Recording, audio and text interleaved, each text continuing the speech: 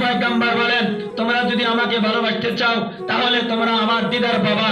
আর তার নবীজির দিদার পাওয়ার জন্য একটা আমলও বলে দিয়েছেন। এই আমলের কথা বলবো কি ভাই? হ্যাঁ, এই আমল যে ব্যক্তি করবে, পুরুষ হোক আর মহিলা হোক, এই আমলটা করলেই আখিরি পয়গম্বর বলেন, মদিনায় আমি শুয়ে আছি, কিন্তু কোন ব্যক্তি যদি তার সোনের ঘর, কুড়ে ঘর, বিল্ডিং, বাড়ি, গাড়ি, যে কোনো জায়গায়, রাস্তা ঘাটে, যে কোনো জায়গায় সে আমার এই ওজিফাগুলো যে তেলাওয়াত করবে দৈনন্দিন, আমি নবী মদিনায় আর থাকতে পারি না, আমি তার ওই স্থানে এসে আমি তার সাথে দিদার করি। কন্যা সুবহানাল্লাহ। বন্ধুরা আমার, বাবাদের আমার, আখিরি পয়গম্বর বলেন, কোন ব্যক্তি যদি আমার দিদার পাইতে চাও, তার আগে জেনে নাও, মানুষ বিভিন্ন ধরনের স্বপ্ন দেখে।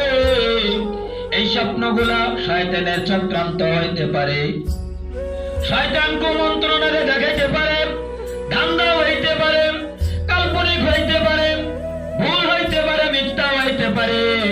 কিন্তু ও দুনিয়ার মানুষ, উম্মতগণ, তোমরা শোনো, যদি কোনো ব্যক্তি আমি নবীকে স্বপ্ন দেখে, এই স্বপ্নটা সত্যি হয়, কখনো মিথ্যা হইতে পারে না।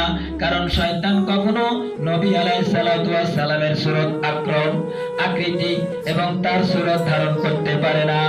বন্ধুরা আমার, বাবাদের আমার, আখিরি পয়গম্বর সাল্লাল্লাহু আলাইহি সাল্লাম বলেন, কোন ব্যক্তি যদি ইখলাসের সাথে, আমলের নিয়তে, সওয়াবের নিয়তে, কোন ব্যক্তি যদি আখিরি পয়গম্বরকে এরকম ভাবে স্বপ্নে দেখার তামান্না থাকে, ওই ব্যক্তি যদি 5 ওয়াক্ত নামাজ ইহতিমাম আর গুরুত্ব সহকারে আদায় করে, সহিভাবে আদায় করে, তাহলে আখিরি পয়গম্বর বলেন, ওই ব্যক্তি রাত্রে বেলায় যখন বিছানায় যাবে, পবিত্র বিছানার উপরে যখন ওযু করিয়া এরকম ভাবে দোয়া পড়বিয়া, ঘুমানোর পূর্বে মুহূর্তে দৈনন্দিন 100 বার দুরূদ শরীফ পড়বে।